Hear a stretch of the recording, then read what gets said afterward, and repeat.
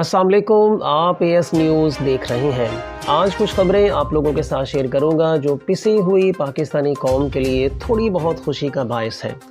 लेकिन आगाज़ करूंगा 16 दिसंबर में होने वाले दो सानहात से। दिसंबर का महीना जैसे ही स्टार्ट होता है तो आप सब देखते हैं कि सोशल मीडिया पर बहुत सारे एंकर्स और बहुत सारे दानिशवरान सामने आ जाते हैं और फिर वो कीचड़ उछालते हैं हमारे इदारों के ऊपर, पाकिस्तानियों के ऊपर, पाकिस्तान के हालात के ऊपर कि इस वजह से ये वाक़यात रूनुमा हुए या फ़लाँ की वजह से ये वाक़यात रूनुमा हुए। यानी एक दूसरे पर कीचड़ उछालना, एक दूसरे को मलाइन करना, इसके अलावा उन्हें और कुछ नहीं आता। सिर्फ़ किस लिए? वो अपनी रेटिंग चाहते हैं। वो ये समझते हैं कि आवाम सिर्फ़ सुनना ही यही चाहती है, जबकि मैं ये समझता हूँ कि ये हमारे दुश्मनों की एक साजिश है कि हम पाकिस्तानी आवाम को आपस में ही लड़ा कर इस कदर कमज़ोर कर दें कि फिर हम जो इनसे कहें वो ये करें। जैसे ही दिसंबर स्टार्ट होता है तो हमारे ख़ुद साख्ता दानिश्वर और बाज़ सोशल मीडिया के ऊपर जो यूट्यूबर्स हैं, एंकर्स हैं, वो पाकिस्तान के बेहतरीन इदारों पर, पाकिस्तानियों पर जो है वो उंगलियां उठाना स्टार्ट कर देते हैं। मान लेते हैं कि हमने माजी में बहुत सारी गलतियां की, ये भी मान लेते हैं कि हमने उन माजी में की हुई गलतियों से कुछ सीखा भी नहीं है, लेकिन कम से कम उम्मीद तो वाबस्ता है ना।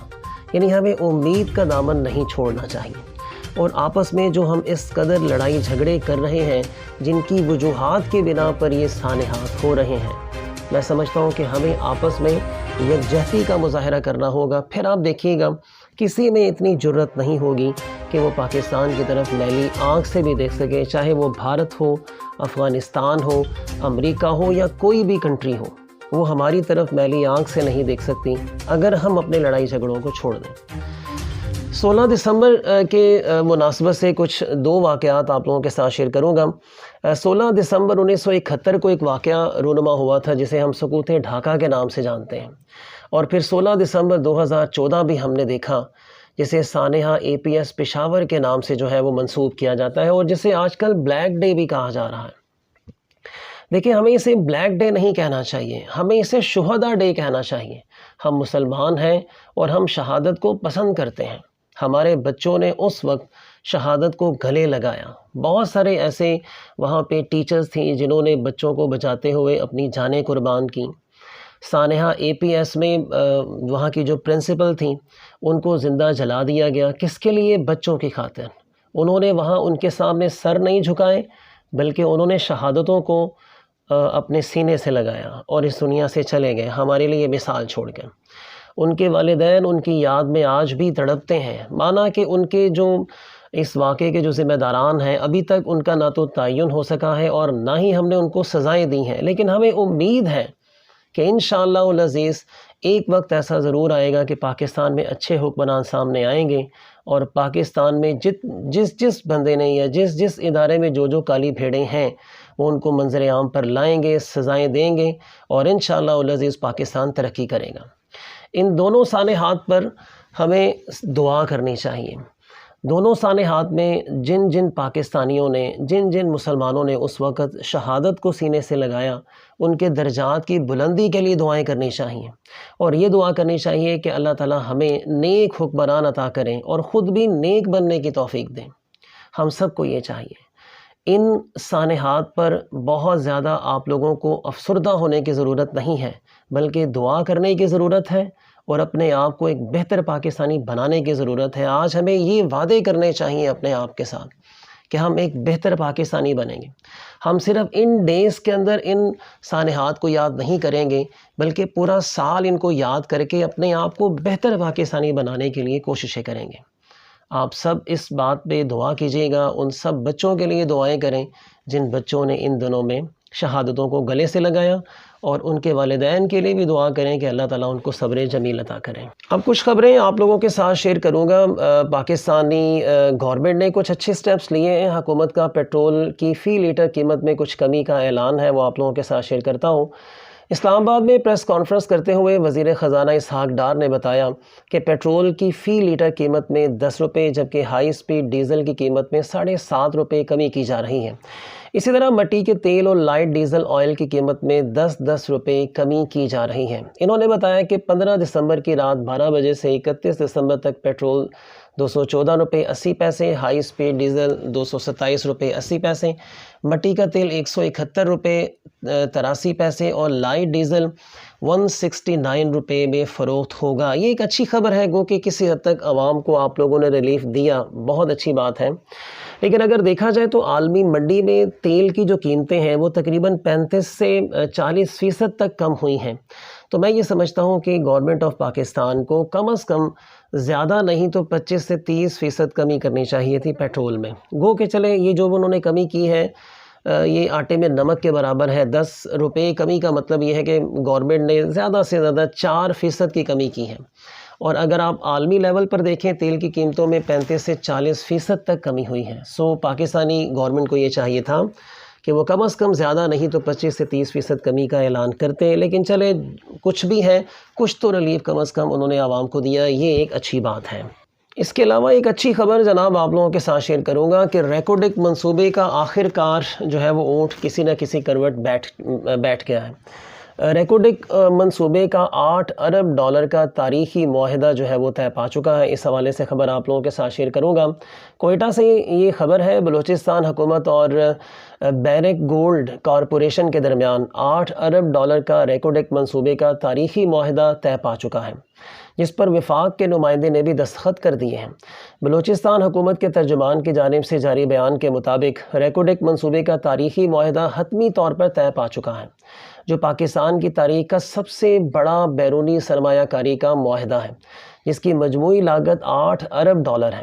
بلوچستان حکومت کے مطابق معاہدہ پر دستخط کے بعد پاکستان پر بین الاقوامی عدالت کی جانب سے عائد $6.5 ارب کا جرمانہ بھی غیر مؤثر ہو گیا۔ یہ معاہدہ 16 دسمبر 2022 سے نافذ العمل ہوگا اور معاہدے کے تحت کمپنی کام کا فوری آغاز کرے گی۔ اس کے علاوہ بیرک گولڈ کارپوریشن کے نمائندے، حکومت پاکستان کی جانب سے وفاقی نمائندے اور بلوچستان حکومت کے نمائندے نے معاہدے پر دستخط کیے۔ ایک بہت اچھی بات ہے، کافی عرصے سے ریکوڈک کا ایک پرابلم چل رہا تھا، عدالت نے اس میں پڑھ کے اس معاملے کو جو ہے وہ انجام تک پہنچایا ہے اور $8 ارب کے حساب سے یہ معاہدہ طے پا چکا ہے۔ سو ہم دعا کرتے ہیں کہ یہ جو ریکوڈک کا منصوبہ ہے اس سے جو پروفٹ ہوگا وہ عوام پر لگے گا، نہ کہ یہ جو سٹیک ہولڈرز ہیں، جو اسٹیبلشمنٹ ہے، سیاستدان ہیں اور جو دیگر سٹیک ہولڈرز ہیں، ان کی تجوریاں نہیں بھریں گی۔ ہم امید کرتے ہیں کہ یہ سارا کا سارا پیسہ بلوچستان کی عوام اور پاکستان کی عوام کی ترقی اور خوشحالی پر لگے گا انشاءاللہ۔ اس کے علاوہ لاسٹ پر میں ڈاکٹر عامر لیاقت کی تیسری اہلیہ دانیہ شاہ کو گرفتار کرنے کے حوالے سے خبر آپ لوگوں کے ساتھ شیئر کروں گا، یہ بھی آپ سن لیں۔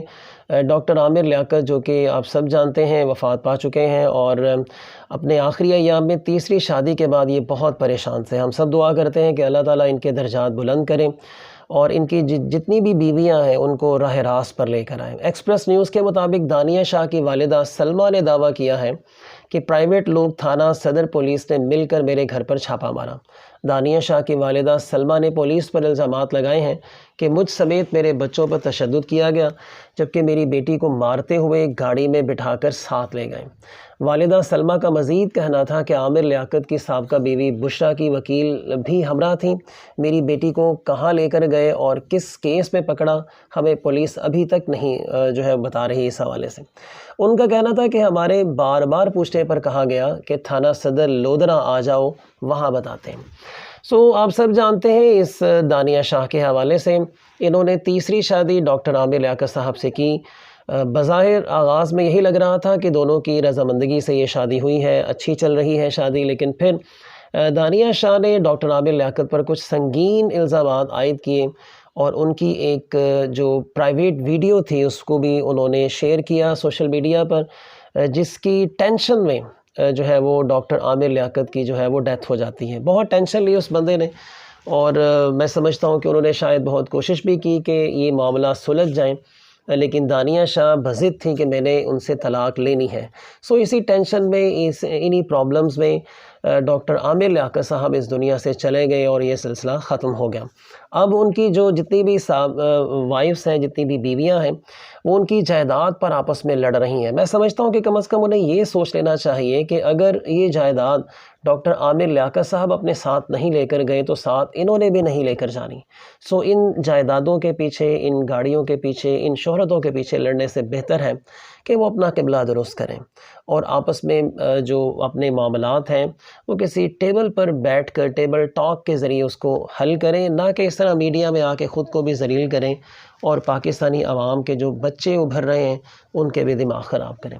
ہم سب دعا کرتے ہیں کہ تمام پاکستانی آج 16 دسمبر کے حوالے سے ان بچوں کی جن بچوں نے شہادت جو ہے وہ حاصل کی، شہادت کو گلے لگایا، ان کی بدولت، ان کے صدقے میں یہ اپنے آپ کو بدلنے کے لیے کوششیں شروع کریں گے اور سارا سال کوششیں کریں گے اور خود کو بہتر پاکستانی بنانے کی کوشش کریں گے انشاءاللہ العزیز۔